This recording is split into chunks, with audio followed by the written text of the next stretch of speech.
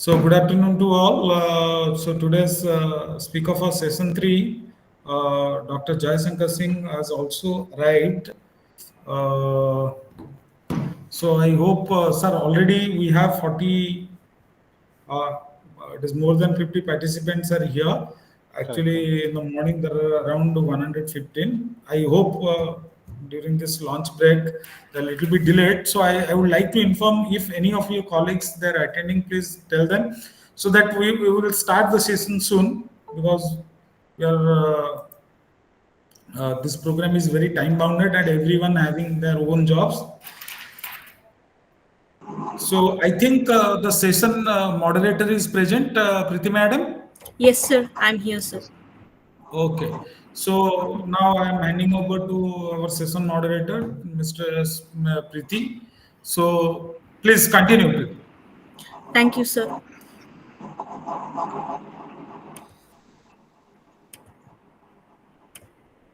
Good afternoon, everyone. I welcome you back for the session 3. I, Preeti S, take this privilege of introducing our speaker of this session, Dr. Jaya Shankar Singh, sir. Dr. Singh holds a BTech in Computer Science from UCE Bulla and started his professional journey at Infosys, where he worked for 3 years. He later pursued an MBA and went on to earn a PhD from IIM Lucknow. With extensive experience as a faculty member in various schools and management colleges, Dr. Singh has been actively involved in mentoring students and researchers. Currently, he is a faculty member at NIT Rourkela, where he focuses on research and academic excellence. During this session, Dr. Singh will guide the participants through essential research methodologies, data analysis techniques, and best practices to enhance their research skills. Let us welcome Dr. Singh and look forward to have an engaging and insightful session. Over to you, sir. Thank you, ma'am. I'm just trying to figure out how to share the presentation. Give me a minute.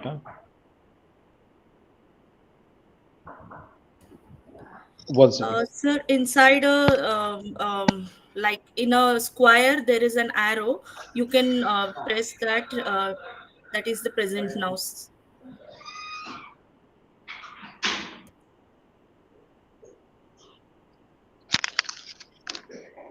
Sorry for the interruption. Give me a minute.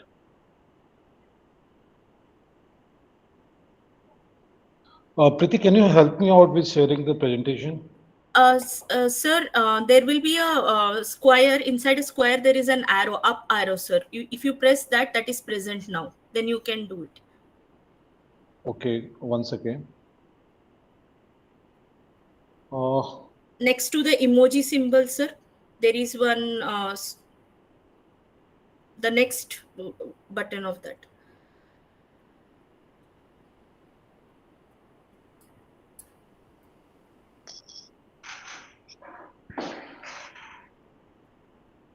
I'm not able to figure out.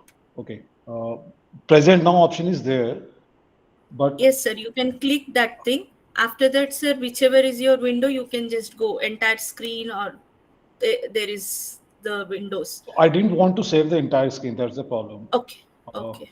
You can just share the window, sir. You will get some options over there. So present now and click on the particular slide so that it will be saved. It will be seen, sir.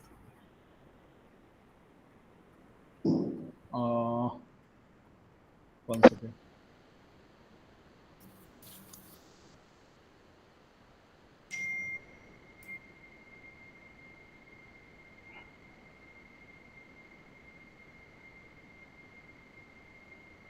I'm not able to figure out. Actually, I am getting options, but unfortunately, that slide is not as an option.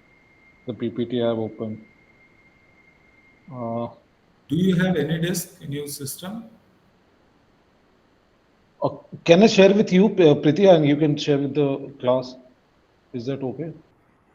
Yes, sir. You can send it over to my number, sir. I will just try to. That will be better.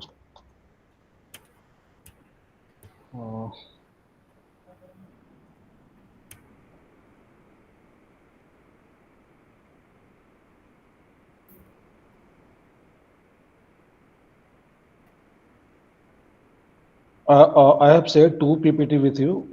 The first one, we will start with the first one. Unit 2.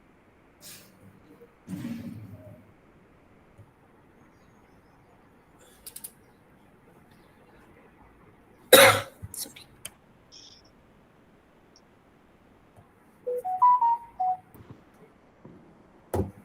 So we'll start with Unit 2, sir.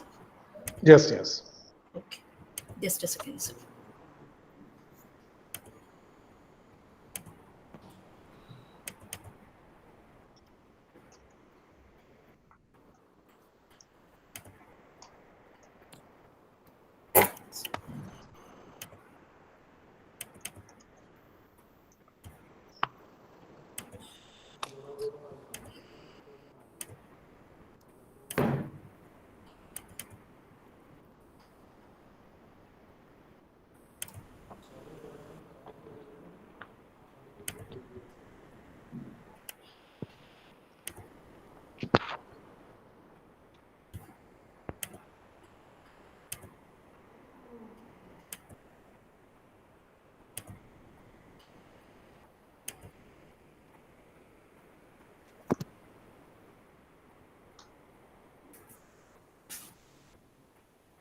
Thank you. Can you see it, Okay. sir? Yes, yes, yes. Good afternoon, everyone.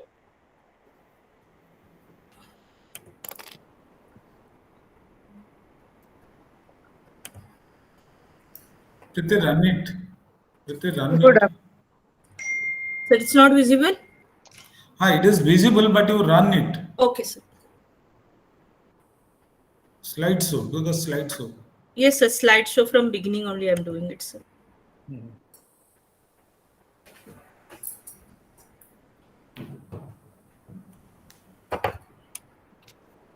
It's visible, sir? Yeah, it's visible. Is What the you have mic? done? Have you done specific one or what?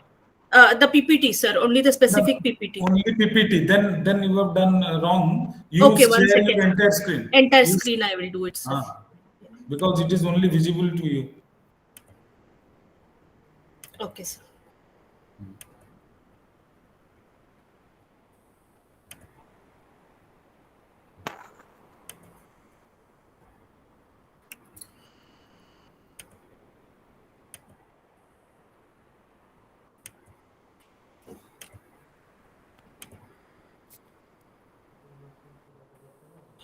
It's okay, sir, now? Yes. Now run. Yeah, it is coming now. Click on the hide button. Yes. Yes, better now.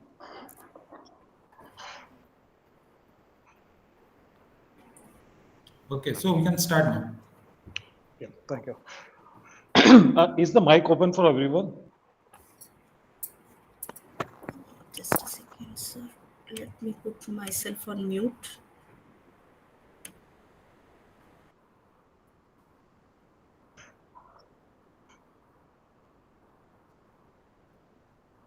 Okay, ma'am, actually, I wanted everyone to use their mic so they can participate in the discussion.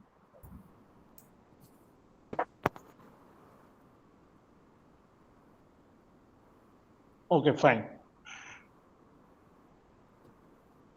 Please go to the next slide. These are the objectives of today's discussion. Let's start with previous slide, please.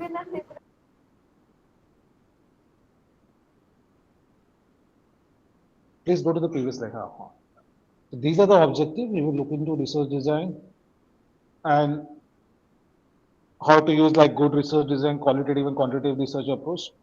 We'll have a proper comparison of that, pros and cons both. Then, before starting the discussion, I want to know if the mic is open for all of you, why research design is considered as the backbone of any study.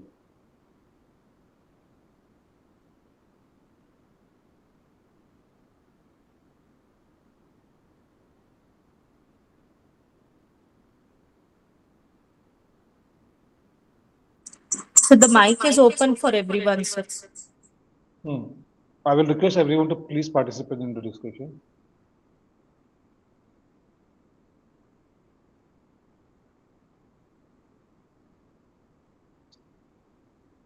Why do we consider research design? Any idea why? What is research design? So research design is the skeleton where you Hmm. put in your blood, place and everything and then you start working on. You know, to progress you need a skeleton. The research design is basically a skeleton in reach sense. Okay. So what you are trying to say is research design is a kind of skeleton. Okay.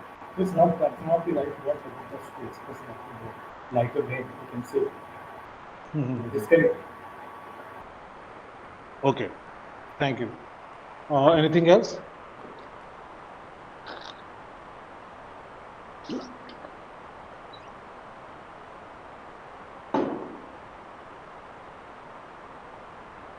Please go to the next slide.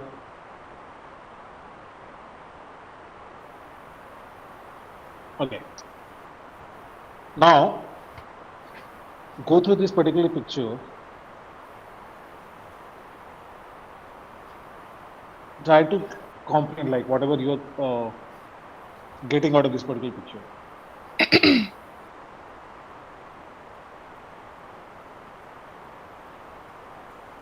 ହଁ ବୁନୁ କୁହ ନାଇଁ ତ Uh, Deepti, may please. Deepti Mai, please mute your mic.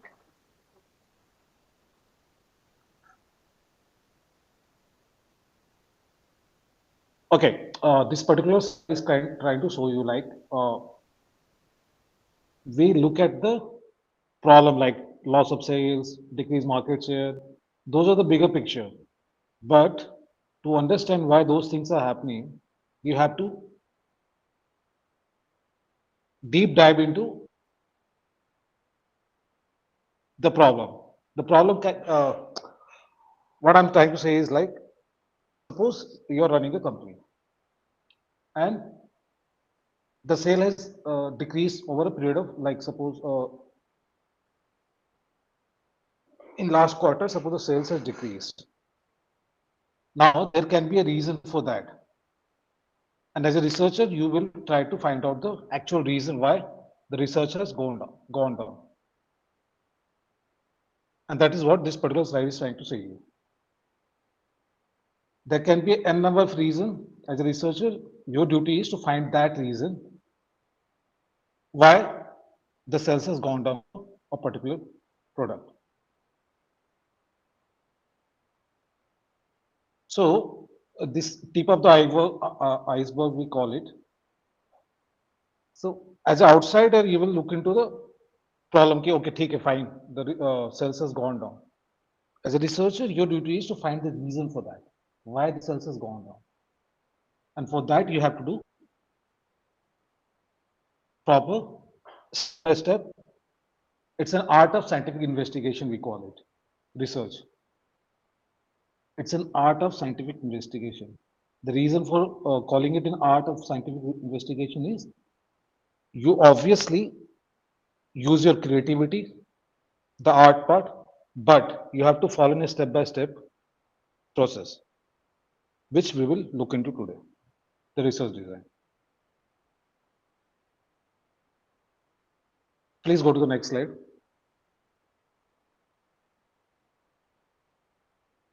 So, as rightly pointed by some of you, or one of you, or Dr. Jyoti, so it's a blueprint, a framework for conducting research.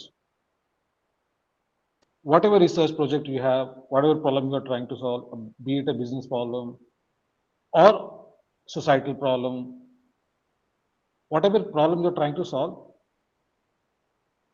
So, please, Prabhakar, go ahead.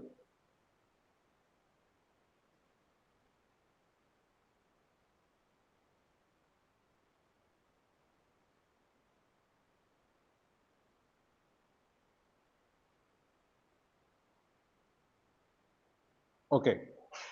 Okay, I thought Prabhakar wanted to speak something anyway.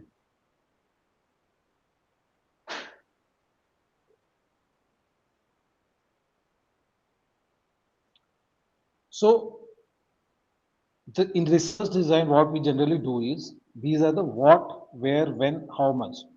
These are the question you will be asking yourself as a researcher. You will plan how you are going to address a particular problem. And these are the questions you will be asking yourself as a researcher, what you are trying to solve, where it has happened, when and how much, what data is required. I think, sir, why is missing there? Sorry? I think, sir, why is it missing there? Always why? Why? Acha, Not you are where, saying when, why? how much? Okay. Mhm. Okay, you can add why also. Like, generally, what Sure. happens? Why is the starting point of any research? Yeah, yeah, that is why, because that's the point why we are doing the research. Correct. See that. So, moreover, research design is kind of a blueprint structure, the scientific part of the research. Please go to the next slide.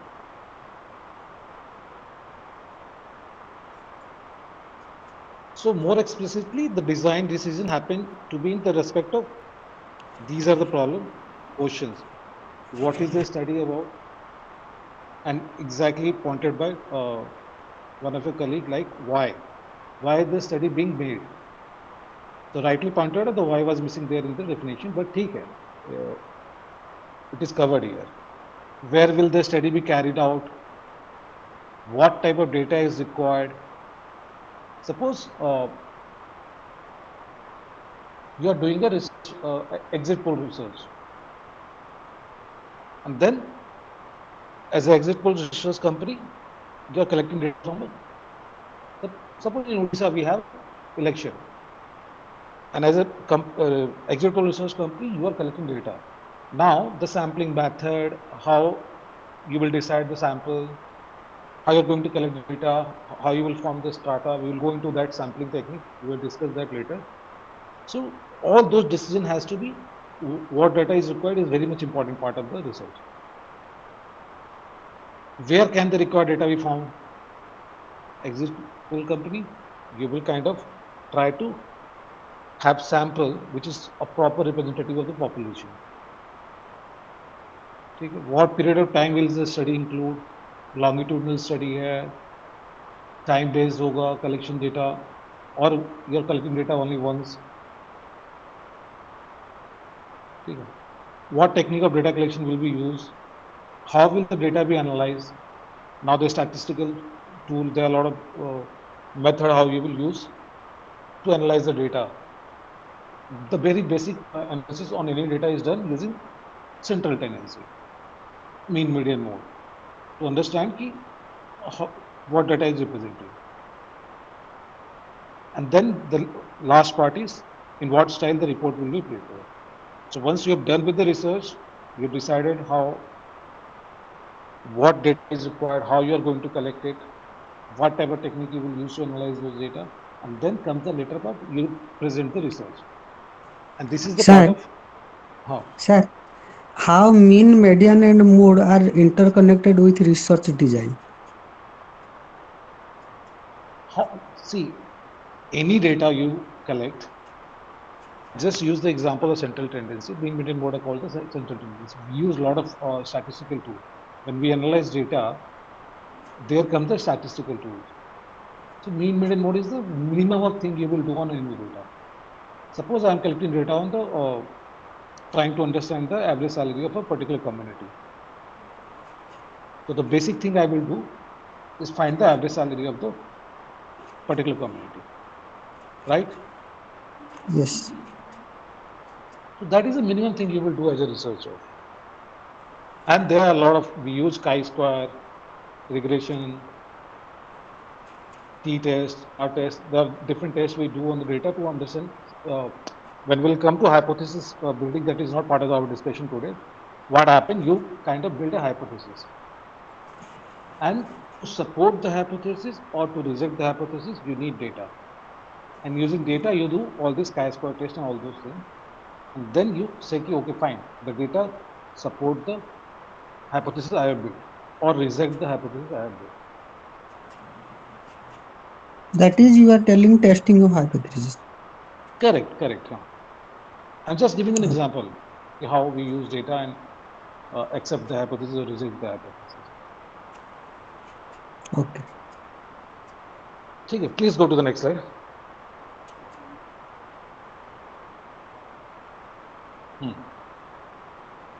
Anyone who want to answer why does a researcher need a research design?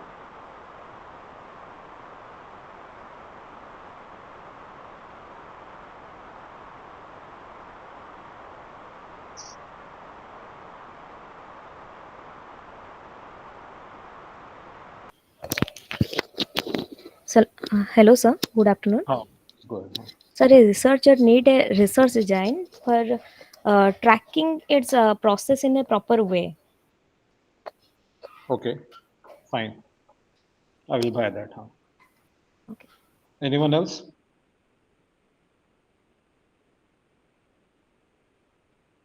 I will request everyone to please participate in the discussion. नहीं तो एक monotonous हो जाएगा. I will just give you pep talk.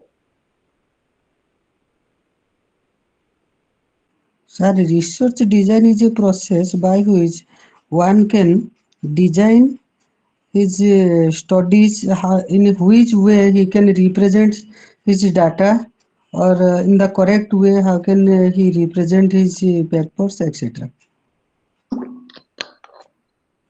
Okay. So I cannot scroll back actually. Anyway, please go to the next slide.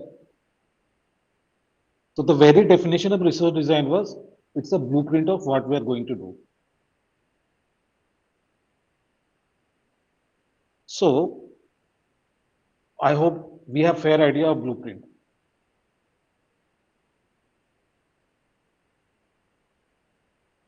Okay, fine. I will take that as yes. Okay.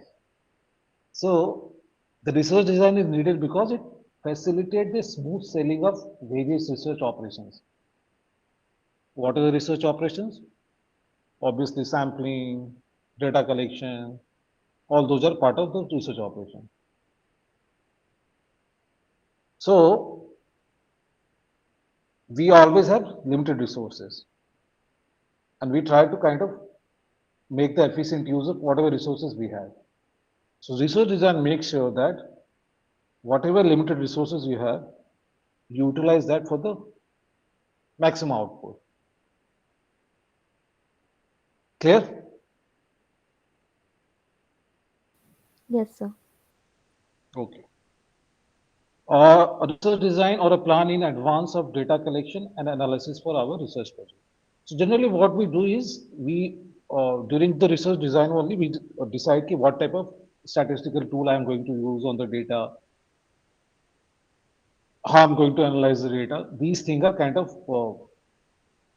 done at the research design itself. Okay? Research design stands for advanced planning of the methods to be adopted for collecting the relevant data. So research design not only limited to collection of data, but here only you kind of decide which method you are going to use to presentation not visible.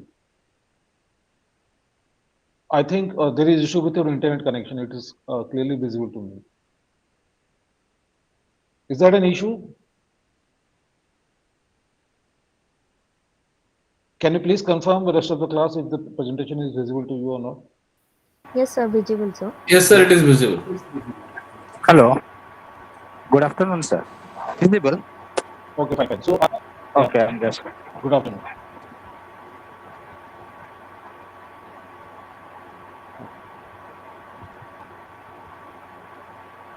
Okay, fine.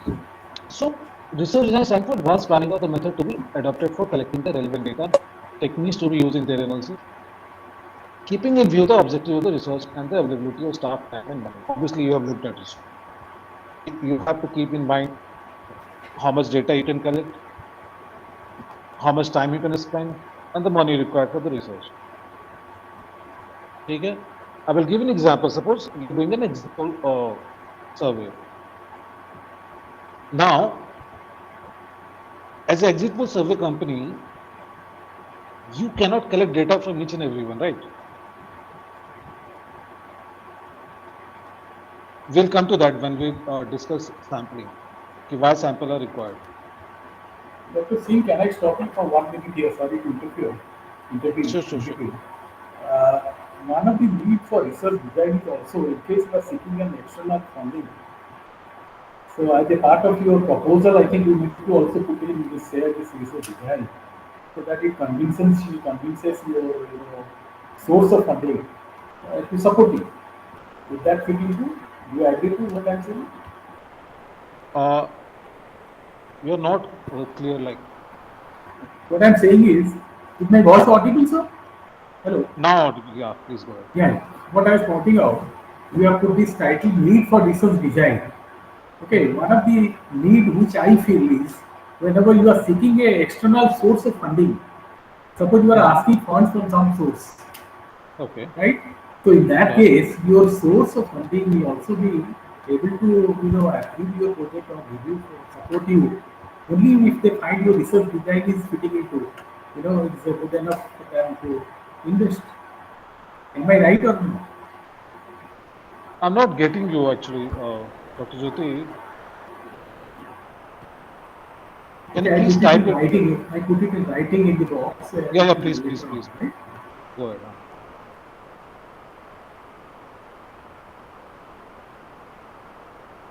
So please continue. I will be putting that in writing. Okay, sure, sure. Please go to the next slide.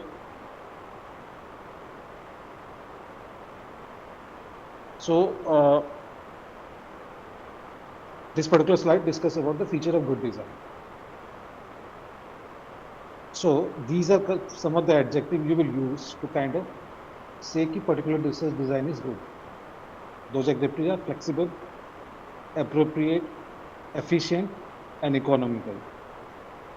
So, I think Dr. Jyoti was talking about the economic part, funding and all those things. So, any research, whatever research you are doing, should be flexible, appropriate in the sense whatever problem you're trying to address should be appropriate for that. Efficiency should be there always. That is the minimum thing you will require in any research. What is efficiency? Anyone? What do you mean by efficiency?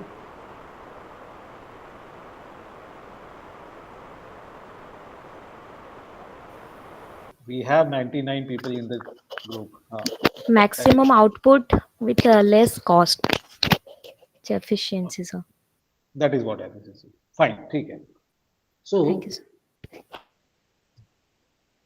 so generally the design which minimizes bias and maximizes reliability of data collected and analyzes considered a good design. Now, from where the biasness come in any data collection?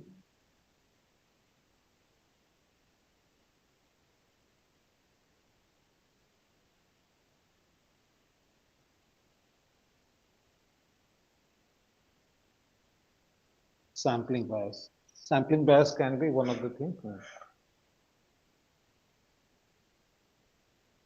Uh, Another reason for a good research design could be to get external funding for your research. Because, yeah, external funding. See, that is there, correct.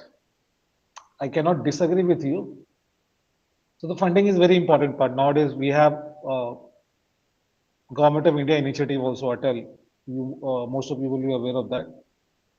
Like this particular uh, workshop we are having, 1 week workshop on research design. Similarly, these are kind of government initiated. But Government of India is funding using Atal initiative. How many of you know about that?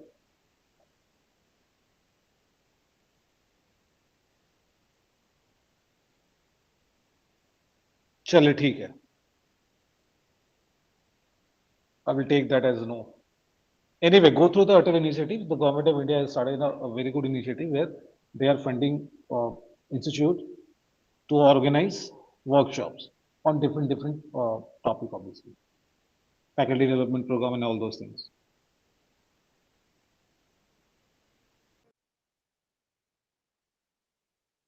A proposal you submit requires a research design to be attached with it. Yes, yes, correct. So suppose you are submitting any research proposal, so you have to have a proper research design. Okay. Now we understand good design, research design में क्या क्या होना चाहिए? Flexibility should be there, appropriate, efficient, economical, biasness should not be there. ठीक है.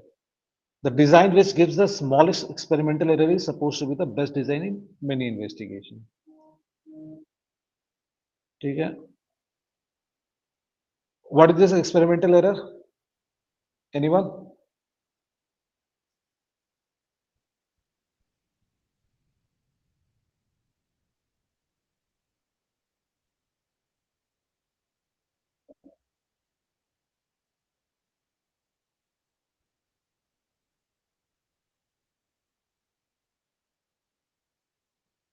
अरे आप लोग पार्टिसिपेट नहीं करेंगे तो मैं कैसे पढ़ाऊंगा?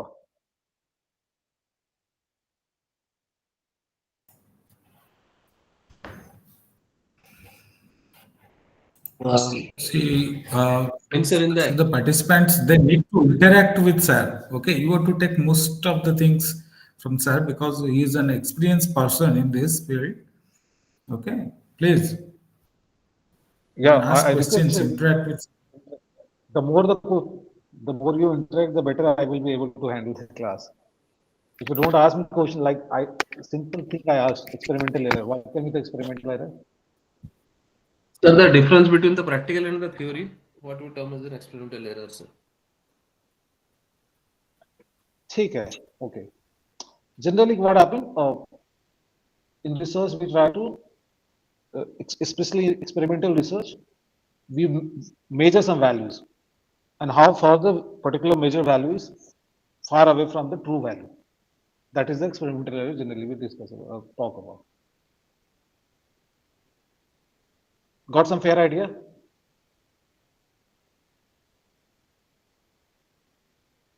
Experiment, most of us have done experiment in schools and colleges.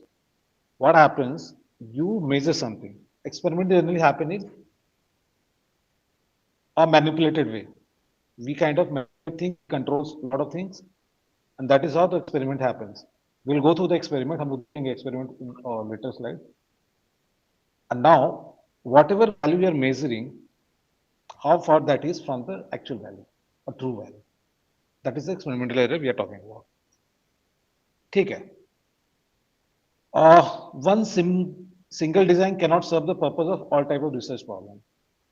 So you have to keep this in also mind when doing designing your research. Like you cannot have a particular design, a single design which can kind of work in all the scenarios. ठीक है. Please go to the next slide. I hope we got fair idea of the feature of good design now. So the appropriateness of any research design for a particular research problem usually depend on the following factors. These are the factors. The means of obtaining information, how you are going to collect the data. One second. Dr. Jyoti Ranjan Mahapatra, data adequacy, inadequate sample size, inappropriate data in questionnaire, etc. could be an experimental error. अगर आपको error के बारे में जानना experimental error, so generally in research what happens, the error can be of for sampling, random sampling error or non-sampling errors. Generally we categorize error into two categories, sampling error and non-sampling error. And the non-sampling error we are more concerned with. Sampling error क्या होता है? Because of the randomness of data, the sampling error will happen. That is acceptable. The non-sampling error can happen because of different reasons. जैसे कि आपने यहाँ पे exactly point out किया, questionnaire can be wrong, inappropriate selection of sample, inexperienced interviewer. So there can be a number of reasons for non-sampling error. Yeah, to name few. So error does happen. We generally categorize it into sampling and non-sampling error. अभी error पे आते नहीं है, ठीक है? That will be a different topic of discussion. Okay, so these are the question you will be asking, like the mean of obtaining of information, the ability and skill of the researcher, and that is the reason for one of the error. If the researcher is not skilled enough, the objective of the problem to be studied, very much important. What is the objective of the problem you're trying to study? Nature of the problem to be studied, and the most important part is the availability of time and money for the research work. Clear? Please go to next slide. Okay. So these are the important concepts related to research design. Dependent and independent variable, extraneous variable, control, confounded relationship, research hypothesis, experimental or non-experimental hypothesis testing research. Any idea what are these things? किसी को कुछ idea है इसके बारे में? Any of these topic? What is control? What is extraneous variable? Dependent? I think dependent and independent variable, most of you will be comfortable with, right? We will go through this all this term, but must जानना चाहता हूँ if anyone of you have idea of all these variables.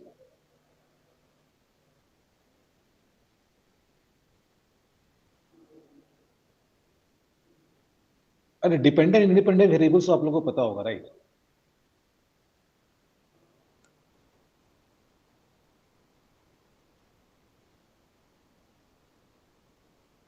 हाँ, Yes.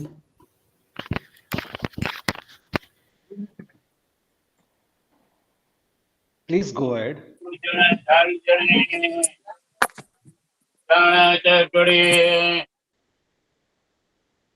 Okay. चलिए monotonous class करते हैं हम लोग. Dependent independent variable, I will give you some fair idea. See, when I say the sales of a particular product depend on the advertisement done by the company or the money spent on the advertisement. So the money you are spending on advertisement is independent, sale is dependent. How much effort you are putting in as a student and the marks you obtain in the exam. So the effort is independent, the marks you are getting in the exam is dependent. We'll go through that. Extraneous variable. So generally what happens in any research you are doing, you will have few independent variable which will impact the dependent variable. A simple example will be like, suppose I'm trying to figure out how good my students are going to do in the exam. So I will have a number of independent variables. How disciplined they are, how much time they are spending on social media, how many classes they are attending. And these independent variables kind of decide the performance of the student. That will be a dependent variable. Now, what happens in any research,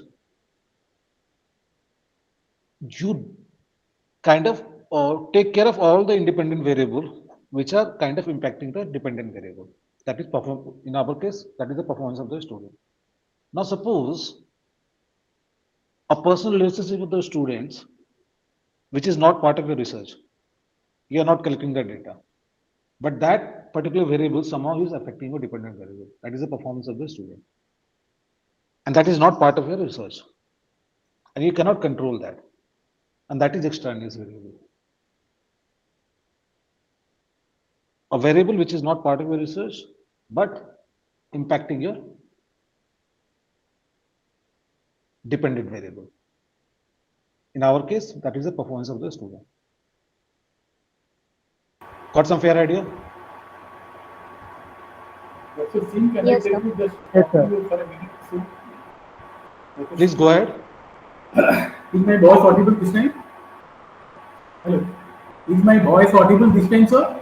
Yeah, now audible. Yeah, please go ahead. I have some sore throat, that may be the reason. Okay, but I'll just take you back a little bit to the dependent and independent variable. You gave an example of putting in efforts and then the results.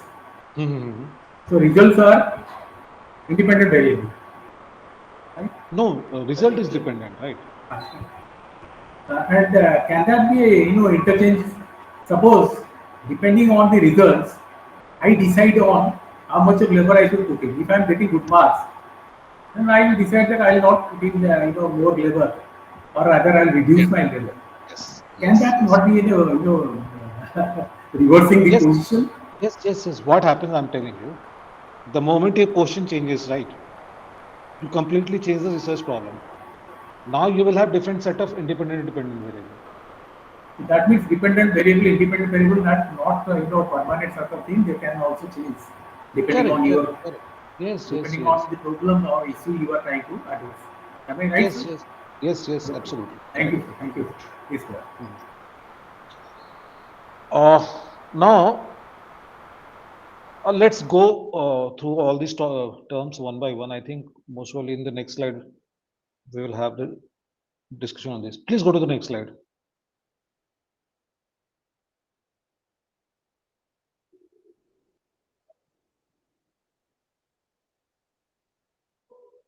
Okay. So, dependent and independent variable, you will get some fair idea. I already gave you the brief idea of this thing, dependent and independent variable. A concept which can take on different quantitative value is called a variable. This is clear to all of you. What is a variable?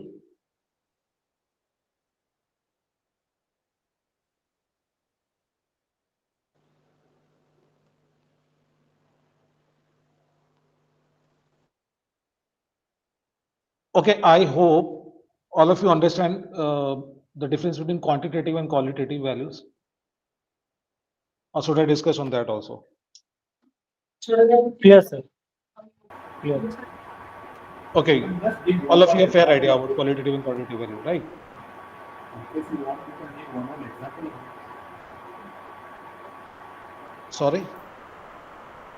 So in case you can give one more example of both, that will be better. Okay. Quantitative is whatever you can, whatever characteristic you can use number to kind of represent that. The marks, age, height, weight, the example are there, income. So you can use a number to represent that. Some Those are numeric quantitative. value. Some numeric value.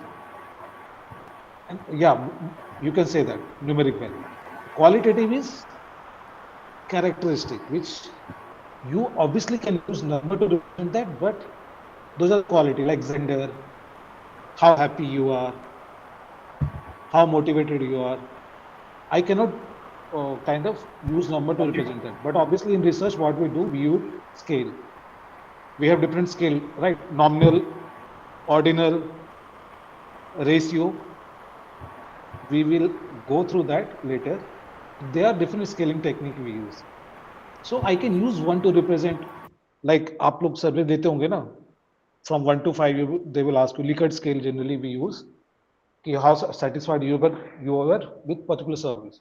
Suppose you called or you went to a particular restaurant and they will ask you to rate from 1 to 5, 1 being bad and 5 being you are very happy with the service. So those are qualitative values, but I'm using number to represent that. Clear? I hope we get a fair idea about qualitative and quantitative values. Qualitative values are attributes. Okay? Now they are talking about continuous variable.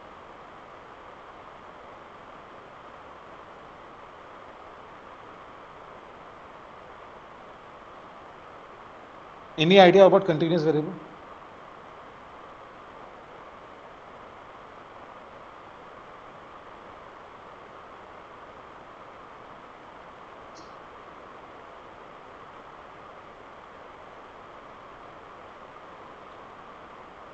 I will give an example. From 1 and 2, suppose I can have infinite number of numbers between 1 and 2. 1.1, 1.11, 1.111. So these number represent a continuous. They have given a very good example is there. Age is an example of continuous variable. 30 year, 140 days, it will keep on increasing. But the number of children is an example of non-continuous variable. 2 और 3 के बीच में कुछ नहीं होगा. I cannot say कि I have 2.5 children. But I can be 2.5-year-old. Clear to all of you? Yes, sir. ठीक है. So this is how it बहुत important हो जाता है when we will decide the scale to measure something. It's very much important to understand कि our variable is discrete or continuous. Suppose I am using 1 to represent male and 2 to represent female. Now I know कि these values are non-continuous. A very good example of non-continuous variable. 1 to represent male, 2 to represent female. Suppose मैंने अपने class में सारे बच्चों gender को I am representing using 1 to represent male and 2 to represent female. Can I do average or can I take the average of that? Will that make any sense? Obviously not. Because it's a non-continuous variable. I cannot take average of that. Class ka gender 1.5. That does not make any sense. I can do the count of that, frequency of that. Okay, I have X number of 1 or male or Y number of female or 2. So it's very much important to understand the type of variable or values it is storing, so as to decide what are the statistical method you can use on those variables. The variable is clear, any value, any data is particular. Variable का मतलब ये होता है कि you can change the value of that particular variable. It's like a container which contains some values, and that is we call it variable. इसको container की तरह समझेंगे, simple as that. We just give a name to it to identify कि okay fine, this is a particular variable. So if one variable depend upon or is a consequence of other variable, it is termed as dependent variable. हम लोगों ने already discuss कर लिया है. The variable that is antecedent to the dependent variable is termed as independent variable. Antecedent मतलब जो पहले आया. So this is pretty much clear to all of you. I hope so. Independent, dependent. Independent means कुछ चीजें change होगी, it will impact something else. That is dependent. For example, if we say that height depends on age, then height is dependent. Height depends on age, and age is independent. Further, if in addition to being dependent upon age, height also depends upon the individual gender, then height is dependent variable and age and sex are independent variable or gender are independent variable. Clear? Height is still dependent. Age and gender become independent. You can have more than one independent variable. Generally in research, we'll have only single dependent variable. Clear to all of you? Similarly, ready-made fields and lectures are example of independent variables, whereas behavioral changes occurring as a result of the environmental manipulation are examples of dependent variable. We can give a lot of other examples. Okay? Like how much I am able to convey in this particular class depend on how many questions you are going to ask in the class. If you are not asking any question, I will just go through the slides. So my delivery is dependent on your participation. So your participation is independent or antecedent, and my output is dependent. Clear to all of you? Yes, sir. Yes. Okay. Now I got some participation. Thank you. Please go to the next slide. Okay.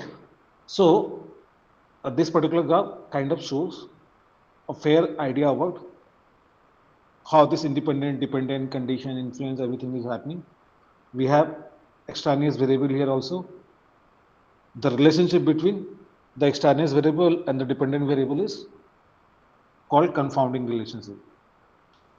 Control kya hai? Control is like in any experiment, we do some controlling. We kind of control certain variable. Suppose I am running a bakery shop, suppose, and I'm trying to figure out the best combination of temperature and time so as to make my baking perfect. Now, in that particular experiment, what I am doing, I will have certain controls. वो controls क्या होगा? The atmospheric pressure or humidity in the air. I make sure there is no humidity in the air, or humidity is at a particular level,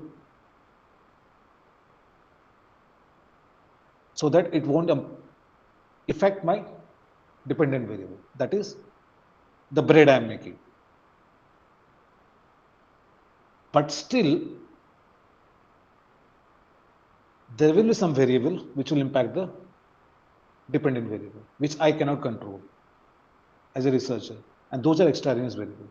You will always, as a researcher, will try to remove those extraneous variables or include that in your independent variable list. If you cannot control that, it's always better to include that in your research. So what is happening here? We have few independent variable. It kind of influences the dependent variable. That is what this particular image is representing. And this extraneous variable, which is not part of your research, is still impacting your dependent variable. Can anyone give me some example?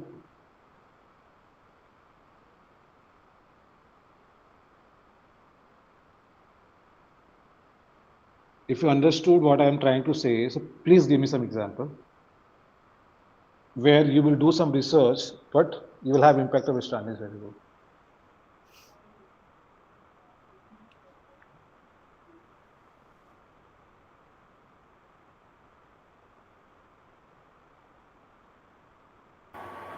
So can I give one example, sir? Please go ahead. The quality of teaching of the teacher and the receptivity or grasping of this by the students, respectively, they are independent and dependent variable. But the extraneous factor what you are mentioning is it could be some noise, like the construction going on right now here. So that could be a the extraneous variable. Yes. Because that is affecting the learning level or quality. ठीक है. Yes. I will sorry. I'll give you a better example. Suppose I'm trying to understand the impact of a new drug, which is supposed to bring down the blood pressure of the patient. Now,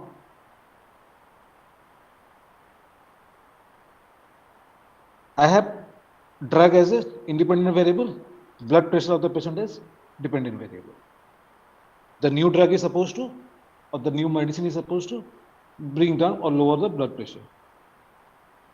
Now, in that particular case, everything is fine, but I may have a extraneous variable, that is the stress level of the patient.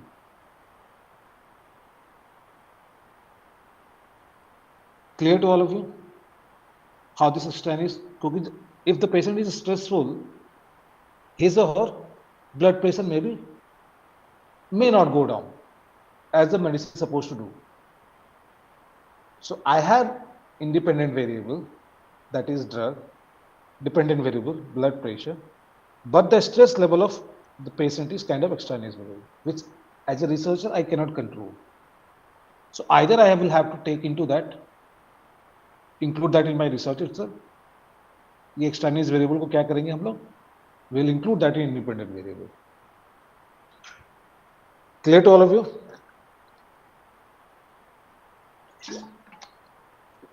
And the relationship between those extraneous variable and the dependent variable is called confounding relationship.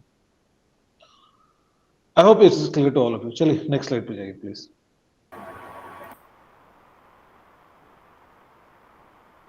So one important characteristic of a good research design is to minimize the influence or effect of extraneous variable, and that is where the control comes to play an important role.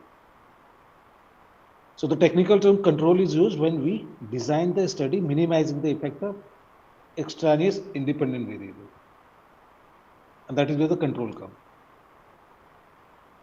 In experimental research, the term control is used to refer to least an experimental condition. इसका मतलब ये what they are trying to say is, in most of the research experiment we do, we will have certain control. Temperature, time, you can have control over anything. जब हम कोई भी experiment करते हैं, when we say कि okay, this particular bike will give mileage of 80 km per liter, but there will be a strict mark there based on certain condition. Plain road, at particular speed you are driving the vehicle, those are the control.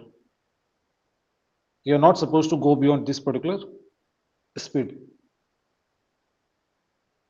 So the ideal condition kind of, you control a lot of things when you do certain experiment.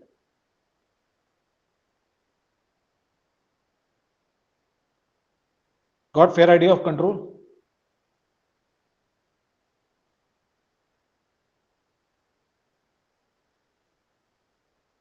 Yes, no? Yes, sir. Okay, thank you. Next slide, please. So the confounding relationship, I have already told you, when the dependent variable is not free from the influence of extraneous variable, the relationship between dependent and independent variable is said to be confounded by an extraneous variable. Option 1 क्या है? Design potentially confounded variable out of the experiment. So, as a researcher, you have two options. Either make sure कि confounded variable out of the experiment ही आप कर दिए पूरा, or you include the potentially confounded variable within your experiment. आपने उसको independent variable के list में डाल दिया. If you are not able to kind of control that, if you are not able to stop the influence of those variables into a dependent variable, so you will kind of try to include that in your research itself, part of the research design. If I'm trying to understand the performance of the student, तो बहुत सारी चीजें उसमें आ जाएंगी. Suppose I'm looking at their discipline, how much time they spend for study, how much time they're spending on social media. I can have a number of independent variables, which will help me to kind of, suppose I'm trying to understand the performance of a student. So, like how much time they're spending on physical activity. So everything will kind of impact the performance of the student. Suppose some of the variables are I have not included in my research, like how financially good their parents are, and that kind of impact the performance of the student. So either after realizing that particular relationship is still there, the economical factor plays an important role also. So either I will kind of completely remove it from my experiment design so as to it does not impact my dependent variable. If I'm not able to do that, dependent variable here in my case is the performance of the student. So I will include that as economical factor into my research design as an independent variable. Okay, इसका भी इतना impact होता है. ठीक है, please go to next slide. Okay, what is hypothesis?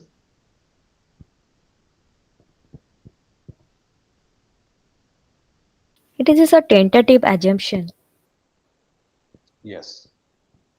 You have a research problem, you kind of assume the solution of that particular research problem. Yes, sir. A predictive statement.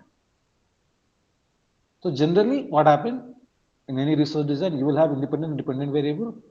The hypothesis kind of do a predictive statement. ठीक है, new drug or new medicine lower the blood pressure. So that is how the hypothesis is prediction. Whatever problem you are trying to solve using a research, hypothesis is kind of prediction of that particular research problem. Usually a research hypothesis must contain at least one independent and one dependent variable. Predictive statements which are not to be objectively verified or the relationship that are assumed but not to be tested are not termed as hypothesis. मतलब जिसको आप in your research, whatever research you are doing, you are not going to verify that particular relationship, that is not a hypothesis. If you are going to verify that, that only the prediction which you are making is part of the hypothesis. कोई example देना चाहेगा कुछ hypothesis का?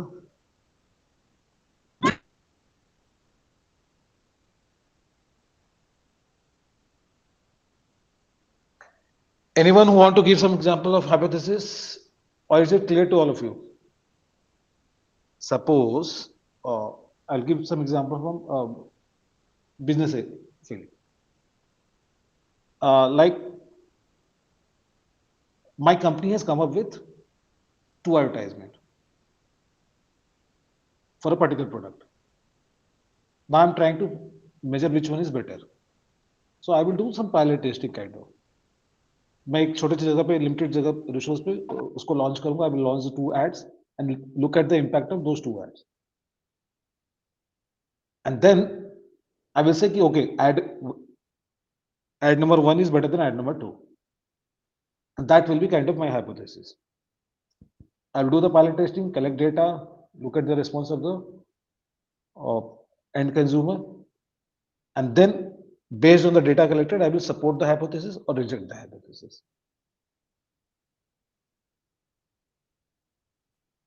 If the data support the hypothesis, okay, fine, I will go with the advertisement 1. If it reject, 2 is better. So I will go with the second advertisement. Clear to all of you? Yes, sir. Thank you. Please go to the next slide. Okay, experimental and non-experimental hypothesis testing research. Experimental, non-experimental, more or less clear to all of you.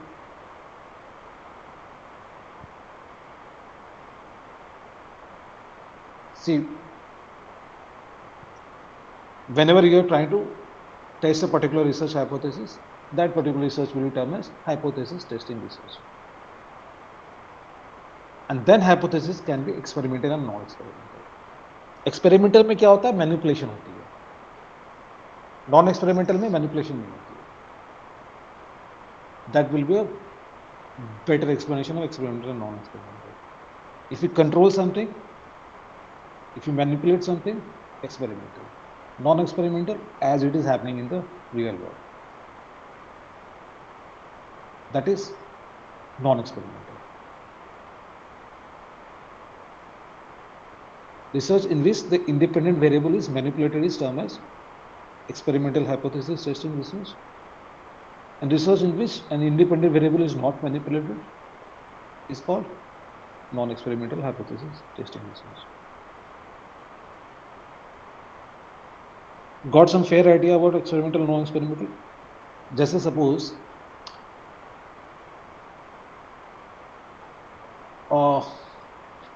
you go to a market and observe the people buying behavior.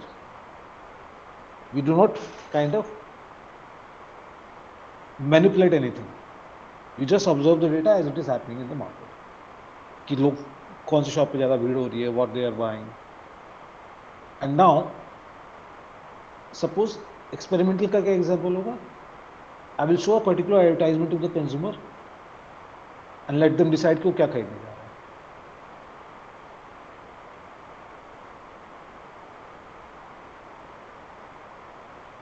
I manipulated something, right? I showed them advertisement. And based on that advertisement, I'm seeing कि what particular product they are going to choose. Clear experimental, non-experimental में? Yes, sir. Yes, sir. Okay. Please go to the next slide.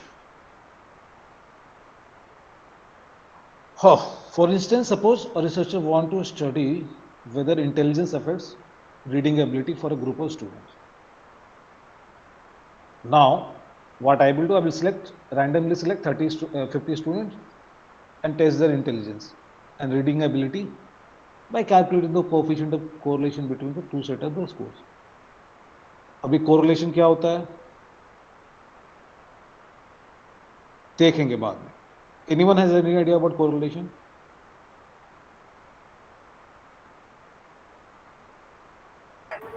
A relationship between two variables.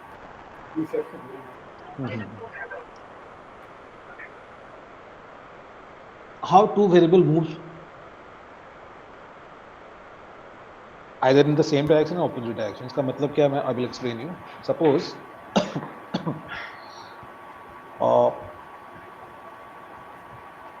as a student, the time I am spending reading books and the marks I'm getting in the exam, kind of correlation will be there. The more effort I'm putting in to study, the better the score. Correlation. Both will move in the same direction. Correlation need not to be positive always. Correlation can be negative also. The time you are spending on social media and the score you are getting in the exam. Still correlation is there, but negative correlation. The correlation kind of, generally coefficient of correlation is between -1 to +1. -1 represents a strong negative correlation, +1 represents a strong positive correlation. Simple example correlation का, आप कितने पैसे देंगे और कितना product आपको मिलेगा. Suppose a particular pen costs 10 rupees.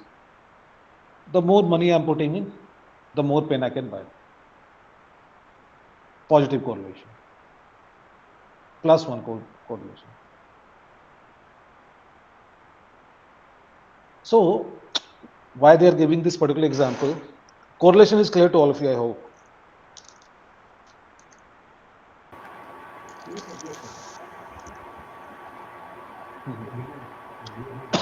So this particular example is non-experimental hypothesis system. I am not manipulating anything. I am just randomly selecting 15 students, testing their intelligence and reading ability. And now I am measuring the correlation between them. कि दोनों साथ में move कर रहे हैं कि नहीं कर रहे हैं.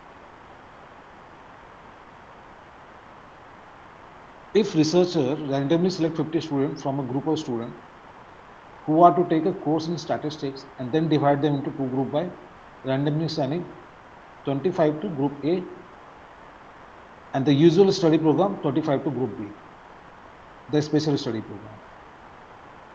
At the end of the course, he administered a test to each group in order to judge the effectiveness of the training program on the students' performance level.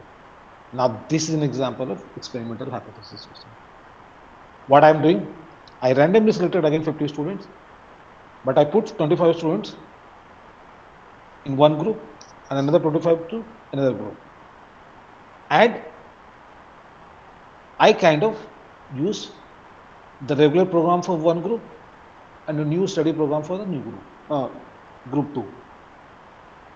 Now I am manipulating with the independent variable. Now the experimenting is happening here. The moment you start manipulating with things, the experimental research hypothesis testing is done.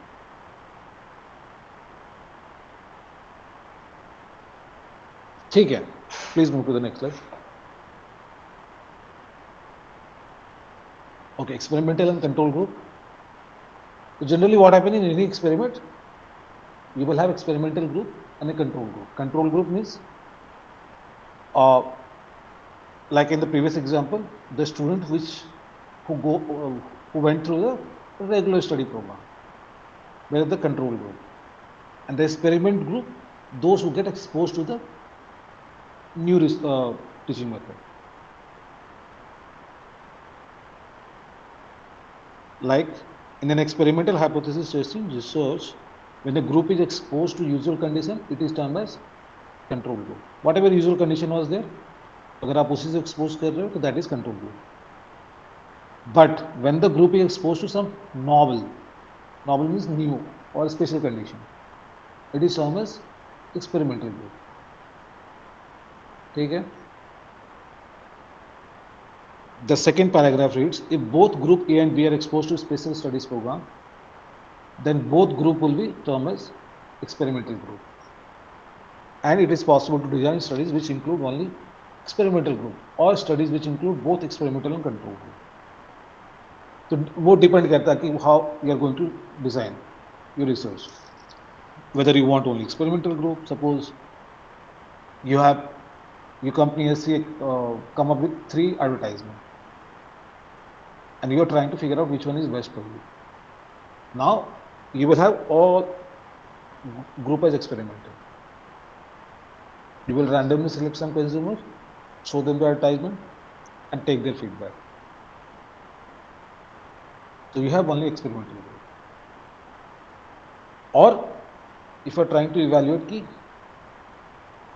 the previous advertisement or their advertisement के साथ, so what you will do, you will expose a control group to the old advertisement and an experiment group to the new advertisement, and then get their feedback. So depending on control group है कि नहीं, experiment है कि नहीं, we will look into that later on. चलिए next slide. Treatment.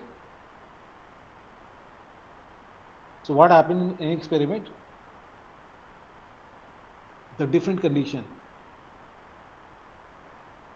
under which experimental and control group are put are usually termed as treatment. So the control group, usual treatment, the experimental group, a new condition. Suppose you are trying to figure out कि a fertilizer काम करेगा कि नहीं करेगा. So the usual fertilizer, suppose you have been using a particular type of fertilizer and a new fertilizer has come into the market and you are trying to figure out which one is better. So what you will do a kind of research. You will use a new fertilizer in a particular part of the land and the usual old control group. So the treatment is kind of that. Using the old or the whatever you have been using as a farmer in the control area and the treatment area or experimental area. अब दोनों जगह पे treatment कर रहे हो, giving treatment to both the areas, control area and experimental area, and that is what the treatment is.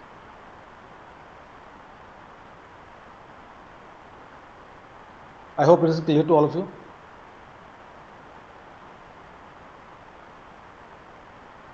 Yes, sir. Okay, please go to the next slide.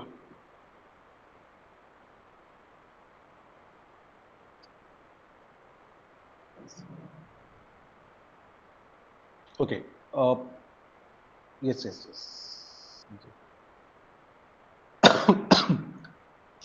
Sorry. So the experiment, the process of examining the truth of a statistical hypothesis related to some research problem. So you have a research problem, you have built an hypothesis, आपने एक prediction किया है, and now you are trying to guess. The prediction is hypothesis. Okay. So when you kind of try to test that particular hypothesis, whether that hypothesis is correct or incorrect, that is the process of examining is what we know as experiment. Now the experiment can be of two types, absolute experiment and comparative experiment. क्या बोल रहे हैं यहाँ पे देखते हैं. If we want to determine the impact of a fertilizer on the yield of a crop, it is the case of absolute experiment.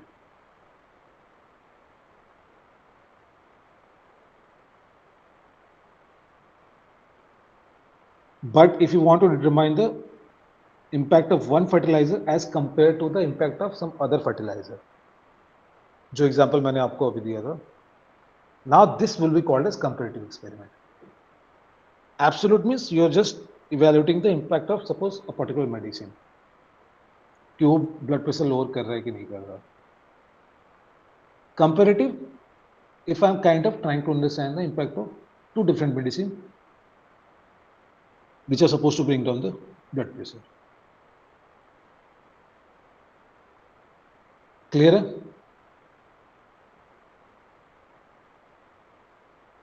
Okay. Please move to the next slide.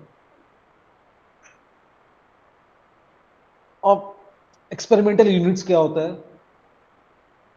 The predetermined plot or the block where different treatment are used are known as experimental unit. And these experimental unit must be selected very carefully.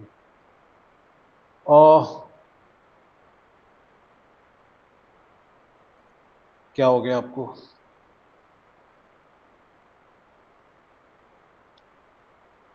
I hope slide is visible to everyone, right? Yes, sir. Yes, sir, visible. Okay. Because someone texted like it is not visible. Okay, please move to the next slide. Experimental unit is clear to all of you, right?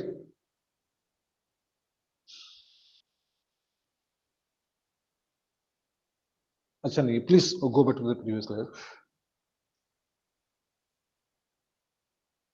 So experimental unit is like on whom you are doing the experiment. Suppose I'm trying to understand the consumer buying behavior, and I've selected 30 consumers from a particular location. Now that will be my experimental unit, the 30 customer from that particular location. And then I will kind of collect whatever data I'm trying to, whatever research problem I have, like suppose I'm trying to understand the buying behavior, I will look into their buying pattern, what they are buying, at what time they are buying, how much they are buying. So everything I will kind of record and analyze. ठीक है, please go to the next slide. Okay, concept of cause and causal relationship. Causality क्या होती है? I will give an example.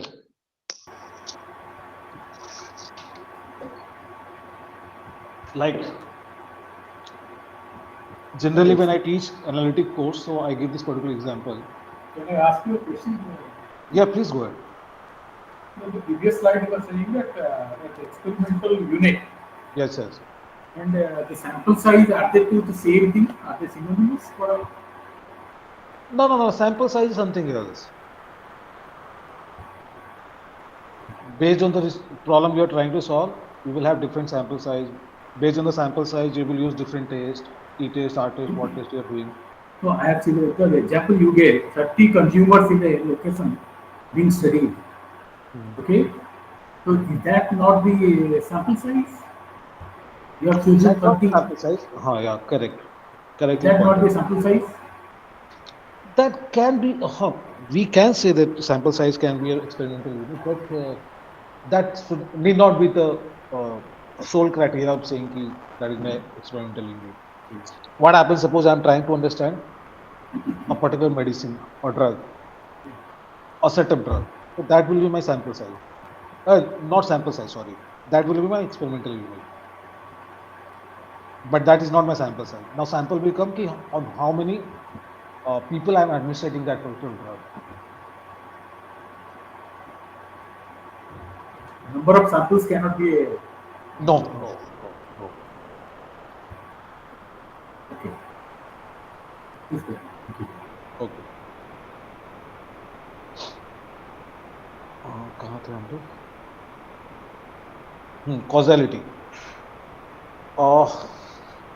It's very much important to understand this particular definition of causality. Sometimes what happens, we can take things out of context and find the correlation between two things. But correlation does not mean causality. For example, suppose if I ask you to look at the last 10 years of divorce cases in India, and at the same time last 10 years of export done by the particular industry in India, I may find correlation between them. But the causality will be not there. It does not mean that if export is increasing, so divorce cases are increasing. Okay?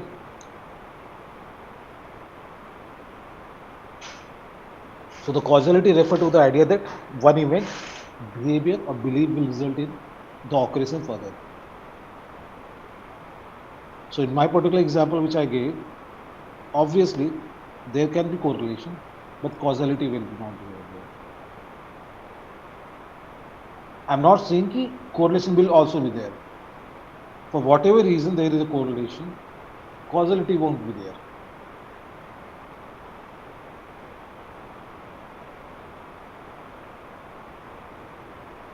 ठीक है, next slide. So this is what this causality looks like. Independent variable causes something on a dependent variable. Okay?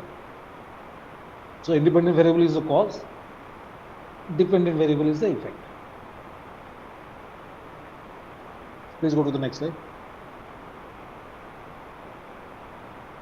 Satya Prakash Naik said causality is the influence of one event or process on another, whereas the cause is partly responsible for the effect and effect is partly dependent on the cause.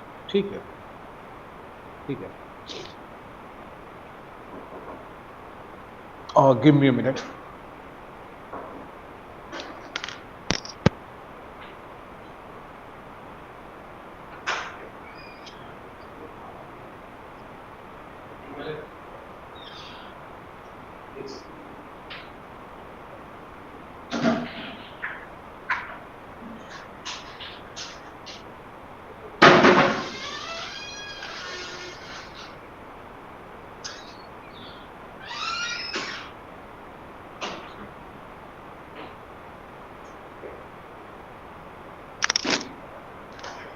Okay, sorry for the disturbance. So this particular graph is showing the causality between increase in sale of ice cream and the temperature. So the temperature is increasing, the sales of ice cream is also increasing at the same time. ठीक है, next slide. थोड़ा सा हम लोग को जल्दी चलना पड़ेगा. I think I have a lot of other things to discuss. बहुत सारी चीज पढ़नी है. ठीक है, hypothesis we have already discussed. ठीक है. It's the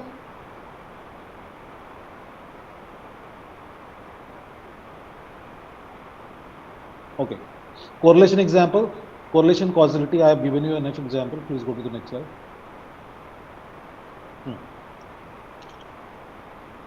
Please go ahead.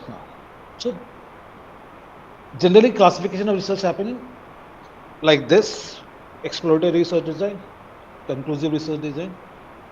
Conclusive के अंदर में फिर we have descriptive, causal, cross sectional, longitudinal, single cross section, multi cross section, एक एक करके देखेंगे. Any idea what is exploratory research design?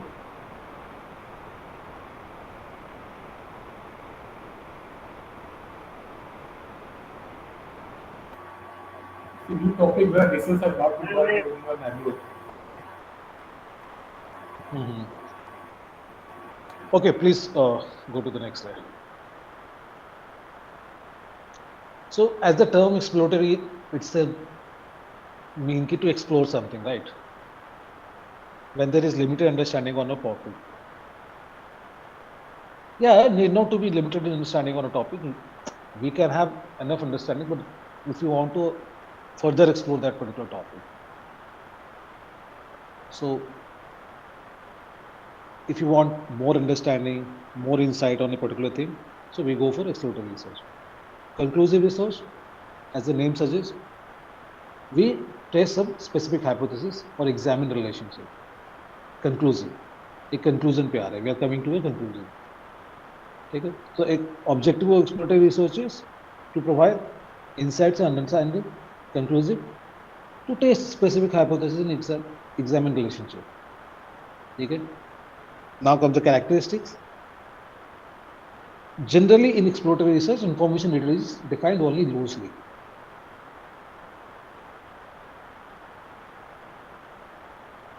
Research process is flexible and unstructured. Sample is small and non-representative. And the analysis of primary data is qualitative. Okay? What is the meaning of non-representative sample?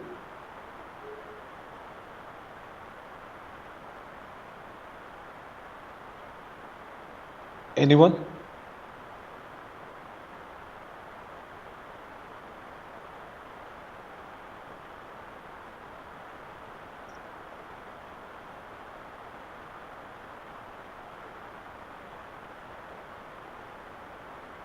कोई example दे सकते हैं exploratory and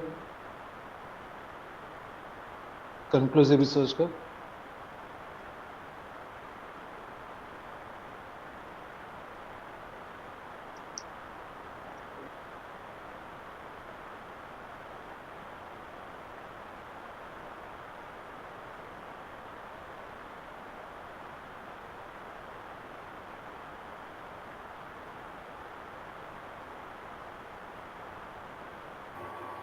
So in the initial days of COVID-19, scientists and these pharmaceutical companies were trying to explore a vaccine was trying to be invented. They were trying to link up the dependent and independent variables. And that could be exploratory. ठीक है. When But in the second wave, I think, while that Omicron came, that could be conclusive. Can we put it in the conclusive category? A specific hypothesis in examining the relationship between any two variables. okay, exploratory research generally, I will give you one example. Suppose you are manufacturing or you are a company who is selling a particular product, and suddenly the sale has gone down, and now you are trying to understand the reason for that. So you can do either exploratory research or conclusive research. How you will do exploratory research here? You kind of bring in few experts from the industry and form a focus group and ask them to discuss the reason kya hai, why the sales of this particular product is declining for my company. So you are kind of, this focus group research will be exploratory. Now, to understand the same problem or to solve the same problem, you can do conclusive research also. So you will kind of form some hypothesis, collect information, a proper structure manner,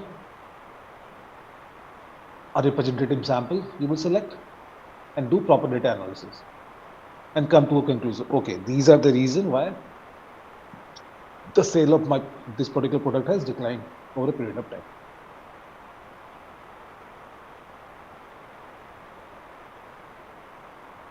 ठीक है? It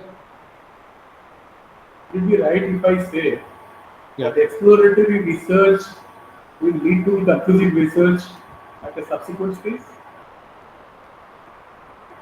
It need not to be like generally exploratory research will be followed by conclusive research, but that is not mandatory. It need not be. Always.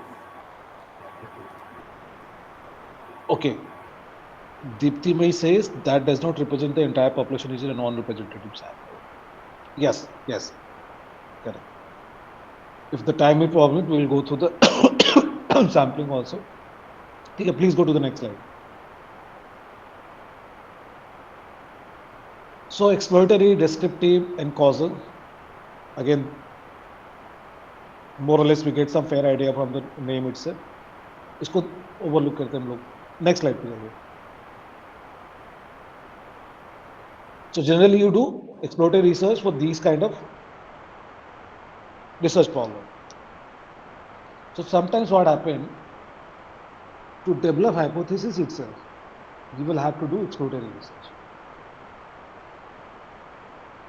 To formulate a problem or define a problem more precisely, you will do research, exploratory research. Getting some ideas? As rightly asked by one of your colleague, like, is exploratory research followed by conclusive research? Yeah.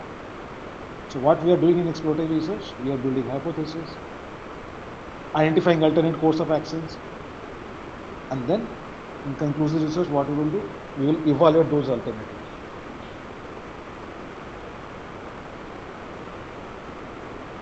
Clear? Isolate key variable and relationship for further examination. Get insight for developing an approach to the problem. Establish priorities for future research. Clear? So generally, exploratory research are followed by a conclusive research, but need not be. Please go to the next slide. So these are the method of exploratory research, not limited to this. Survey of expert or focus group, the example I gave, pilot survey. What happens, suppose a company has come up with a new product. So instead of going full-fledged to the market, they will do pilot survey. They will give the product to a limited area and take consumer feedback to understand, okay, whether there is acceptability or not, a demand for that particular product is there or not. So instead of going full-fledged marketing or production, they do this type of pilot survey. Sorry. So secondary data analyzed in a qualitative way.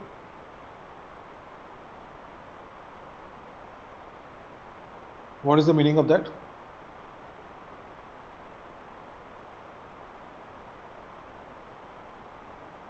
Anyone?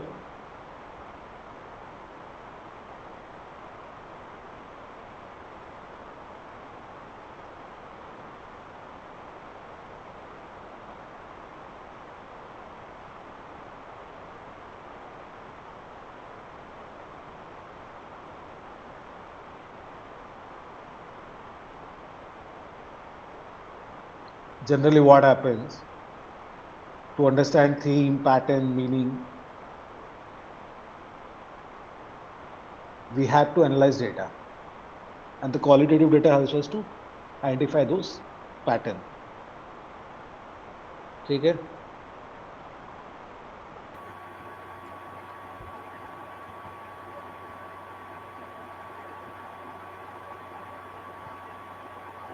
So like example, maybe this. Example, like suppose you are on a Twitter, you go to a particular thread to understand what are the emotion of people regarding a particular topic. That will be kind of secondary data analyzed in a qualitative way.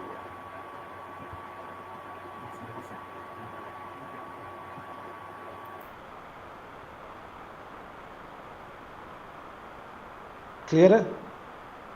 Yeah, I got it. Okay. ठीक है. Please go to the next slide. और qualitative research, you understand? हाँ. ठीक है, ठीक है. Now use a descriptive research to describe the characteristics of a relevant group such as consumer, salesperson, organization or market area. मैंने example भी दिया था आपको.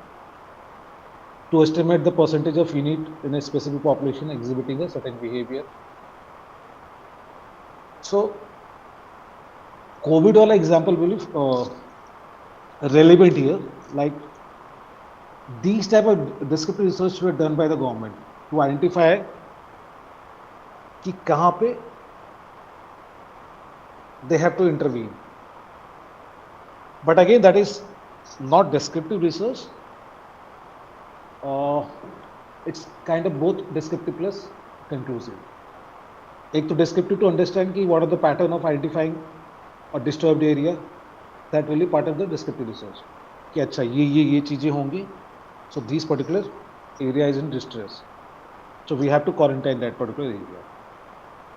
The quarantine करना based on certain data is conclusive research. So descriptive research will help you to understand कि how to identify a disturbed areas, and then collecting data to understand कि अच्छा ये सारे data this particular area is disturbed, we have to quarantine this particular area. That is part of conclusive research. Clear?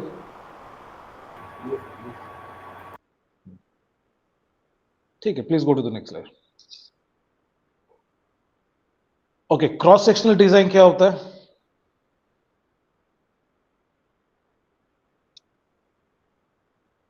So generally we will have cross sectional and longitudinal design. दो comparison होती है. A cross sectional, what happens? We collect data from a sample only once. So single cross sectional or multiple cross sectional design I can have for any research. Single cross sectional क्या होता है? I will have a single sample and I will collect the information from them only once. Multiple cross sectional design, what happens? I will have more than one sample.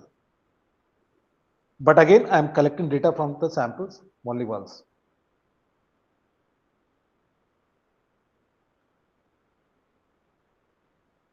Clear है cross sectional design के बारे में जो बात हो रहा है यहाँ पे? You select a sample, collect information from them only once. That particular type of research will be called cross sectional design. You may have one sample or more than one sample. That will be called multi cross sectional design. In longitudinal research design, what happens, which we will see in the later slide, you will have the same sample and you will collect the data from them over a period of time. The best example of longitudinal research design will be, suppose I am administrating a particular type of new medicine on the patients and I am recording their progress. Cancer के लिए suppose I have a new medicine, so I will have the same sample and same participant or the same patients on whom I am administrating the new drug, and over a period of time, over a month, 2 or 6 months, I will monitor their progress. Longitudinal design. Cross-sectional, I kind of selected a sample and collected data only once. Clear?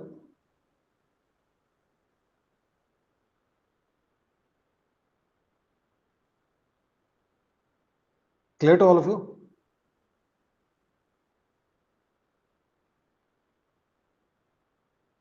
Okay, please go to the next slide.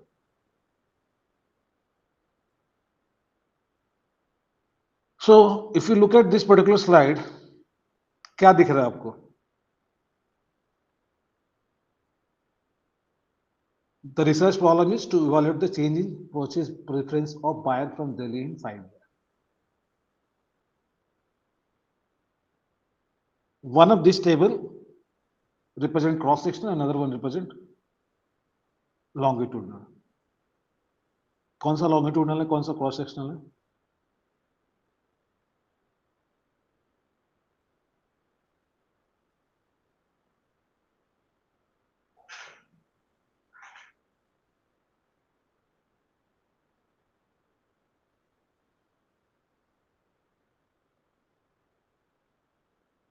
See, I have the same research problem. क्या research problem? I'm trying to understand the purchase preference of buyer from Delhi in last 5 years. Now, one of this particular research is cross-sectional, another one is longitudinal. Longitudinal में क्या होता है? Same sample से मैं I will collect the data. Cross-section में क्या होता है? I will select a sample, I will collect data only once. So which one is cross-sectional, which one is longitudinal? Any guess?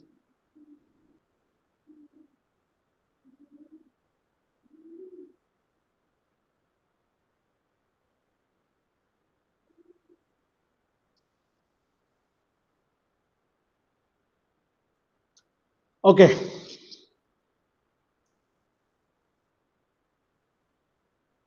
So first one is cross-sectional. Why? If you look at the age of the people from whom the data has been collected, they are all of 20-year-old. What is happening in second data collection? The same sample has been used, and I have collected the information from the same set of people. So those who were 20-year-old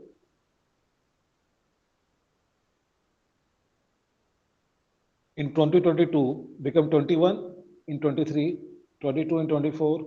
So I am using the same sample. Both have their own benefit, both have their own demerits and merits. Why? I have the same sample from them. I'm trying to understand their purchasing preference over the last 5 years. What is happening in the first one, the cross-sectional? Every year I have the new sample.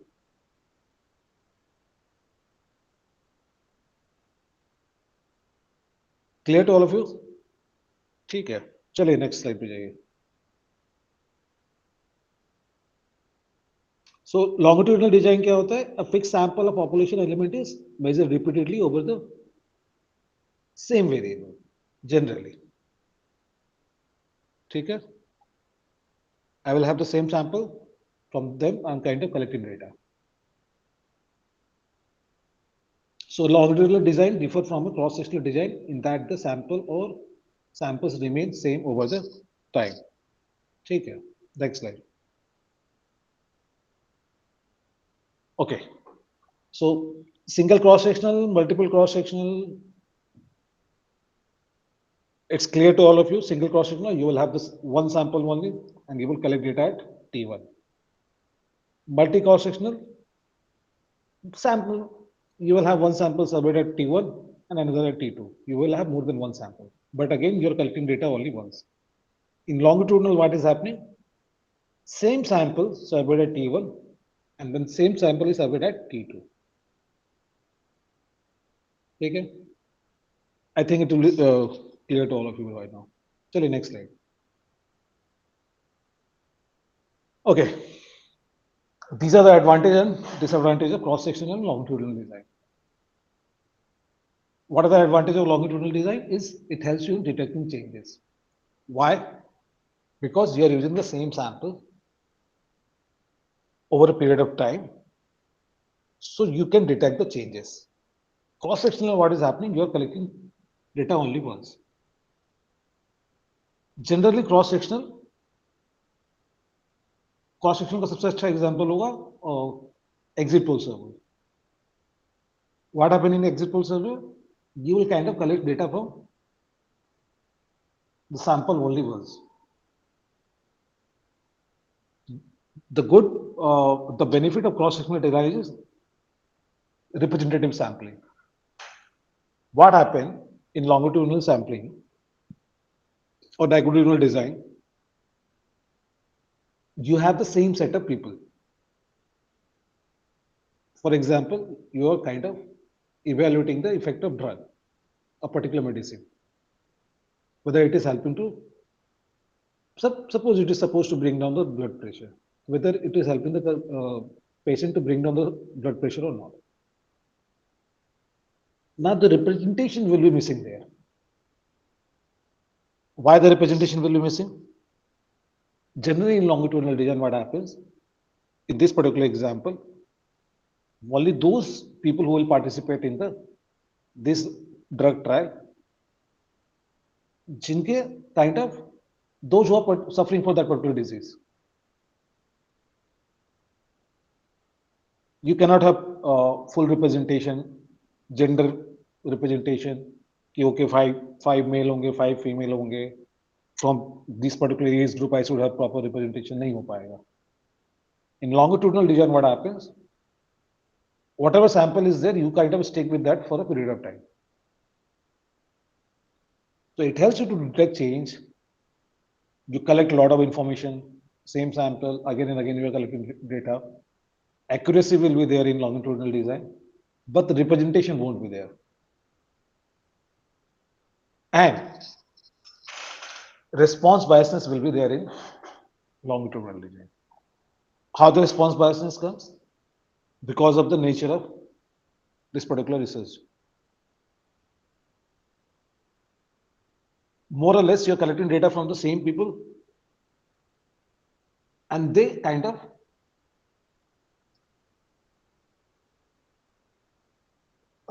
what to say. For example, the doctor will ask me, "कि आपको आज कैसा लग रहा है?" I will say, "नहीं, I'm fine now."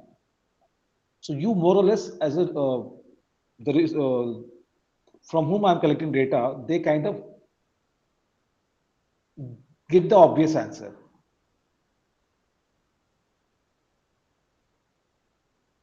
You're getting fair idea why the response biasness will be there in longitudinal design. I'm asking the same question to the same patient every day, and he or she kind of know what answer I'm looking for. So mostly they will say in the same direction. हाँ blood pressure अभी ठीक है, normal है. I don't have fever. मुझे काफी comfortable लग रहा है. And they may not be feeling comfortable. Just to avoid also, they will give the same a convenient answer. कि आपको comfortable नहीं लग रहा, then I make ask follow-up question just to avoid the follow-up question. Okay, I'm feeling comfortable now. So response biasness will be there. I'm just giving an example how the response biasness comes under longitudinal design. Clear? Cross section, what happens? There is no response biasness. I am asking the question only once. Again, biasness may come in cross sectional design also, but less than the longitudinal design. Clear? Okay, I hope so. Please go to the next slide.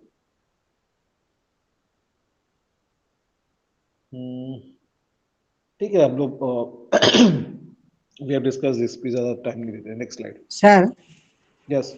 when will approach the cross-sectional and longitudinal approach? It depends. Depend on the research problem. That means, for example, Give me any research problem. suppose a ANOVA analysis I have taken. ANOVA analysis. Yes. ANOVA is like the statistical tool you are saying. The research problem is like what you are trying to solve. If you are doing ANOVA, you need to have some data, right? The data can come from cross-sectional design or longitudinal design. That is why I am saying ki, depending on the research problem. If your objective is kind of to understand a particular phenomena correctly, you will go with the longitudinal design. Jahan accuracy is very important, you will go with the longitudinal design. Exit poll में क्या होता है? Accuracy is not there. I'll go with the cross-sectional. Exit poll में क्या होता है? You will go and collect the data only once, but accuracy won't be there. Longitudinal, the accuracy is very important for you. Again, longitudinal research, representation won't be there. population representation. So if representation is important to you, you will go with the cross-sectional design.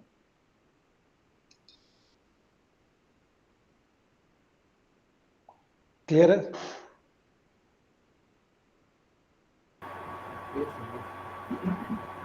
Yes, sir. Okay. Use of causal research. To causal research, obviously, cause and effect. Cause is the independent variable, effect is the dependent variable. जब independent dependent variable आ जाएंगे तो we will have to do kind of causal research. One second.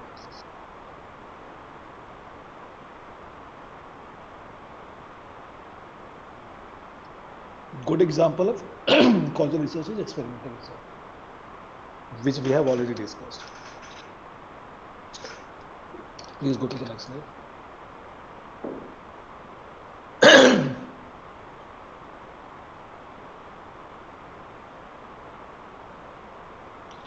Sorry. Okay. So research design for various type of researchers. Exploratory research, survey of literature example of exploratory research, experience survey, focus group. जब आप kind of you bring in the expert from the industry and kind of do survey of them. So that will be part of exploratory research. In exploratory research, generally the sample size will be very less.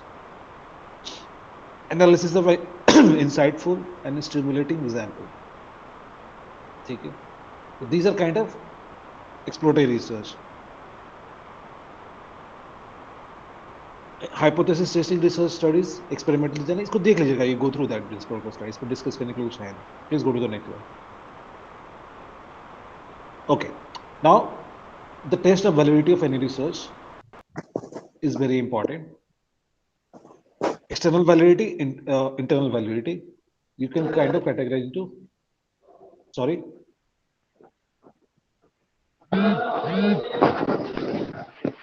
Okay. So external validity is, do the result apply to the broader population?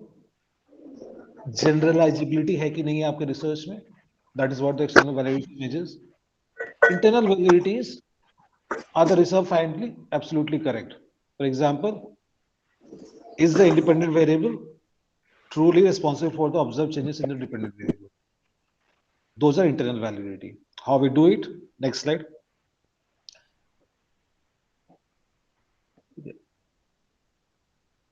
So confounding variables that threatens internal validity. Okay, we more or less understand this confounding variables. Those variables which are not supposed to impact the dependent variable, but they are kind of impacting the dependent variable. Now they will threaten the internal validity. क्योंकि internal validity क्या था?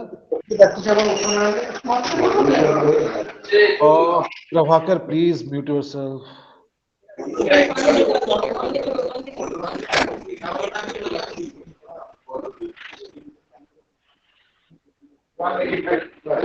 Somebody please mute Prabhakar. Prabhakar sir, please mute yourself.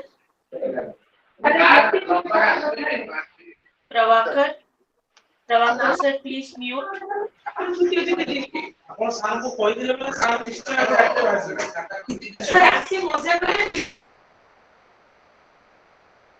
Okay, thank you. So, confounding variables, we have fair understanding, right? We discussed about confounding variables. So they will obviously impact the internal validity. So these are the few examples of confounding variables: history, changes due to an event that occurred during the study, which might affect the result. So suppose you're trying to understand the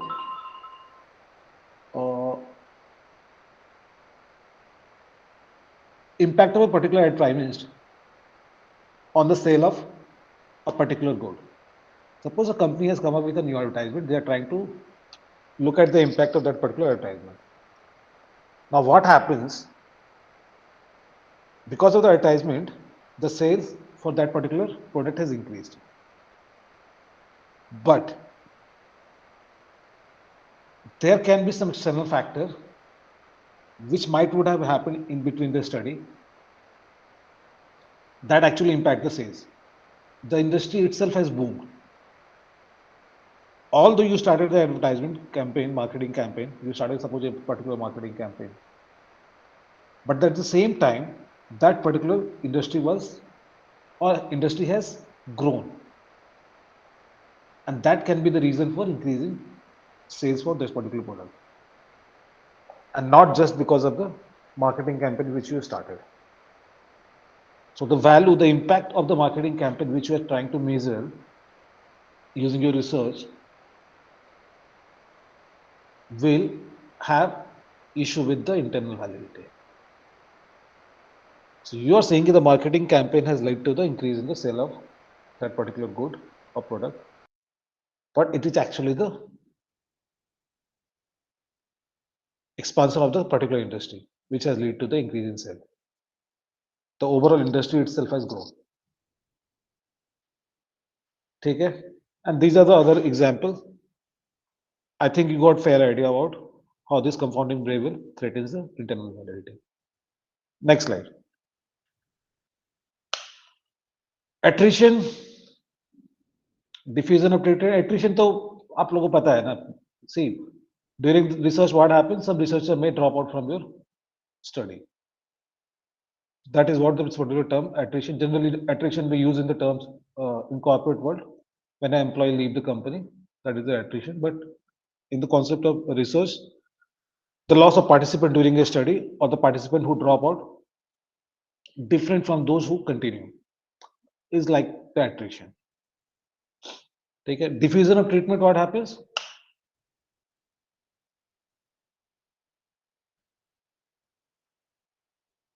The changes in participant behavior in one condition because of information they obtain about the procedure in other condition. So these are the diffusion of treatment. What happens? Suppose I have two set of treatment for my student. One set of student को I'm suppose what to say. I'm asking them to solve a particular case study, and one set of student I'm giving or I'm playing cricket with them. So just because the student get to know about the other treatment to group 2, suppose, because I'm taking group 2 for a match of cricket. So the participant behavior will change because of the information they got about the treatment I am giving to group 2. So the group 1 student they'll get to know, okay, fine, sir has asked us to solve a case study, and to group 2 he's taking out for a match of cricket. Now that is diffusion of treatment, when the behavior of group 1 will change.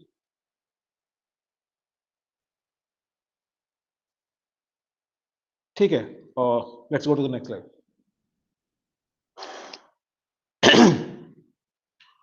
Okay. Subject effect, participants are not passive. So what happens in whatever research you are doing, we have to understand that the subject or whoever is participating in your research are not passive. They will always try to understand what study you are doing and what they can do, or what they should do. They will try to see what example क्या दूंगा मैं, what can be a better example here.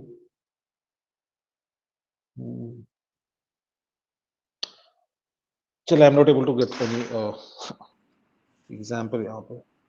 ठीक है, suppose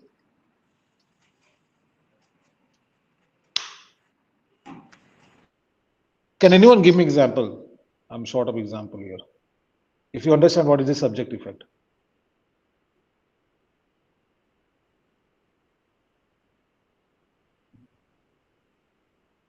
Suppose what happens, एक exit poll survey कर रहे हैं, and I represent a particular kind of media house, जो कि एक particular party को support करती है. I should not be giving this example, but let's go with this particular example. Suppose I am supporting a particular party as a media house. Now, what will happen the moment I go and collect information from the subject? They will get to know, okay, fine,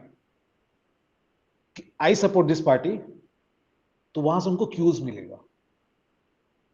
तो they will say कि अच्छा हाँ, we are voting for this particular party A. And that is what subject effect is. So they get a clue, they get to know how they are supposed to, what information they are supposed to give, and that is how the subject effects come into. ठीक है?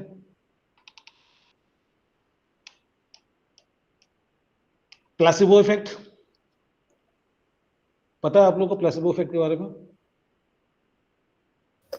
Positive effect. Positive हाँ बोल सकते. Generally placebo effect is in medical term generally we use placebo effect. What happens, suppose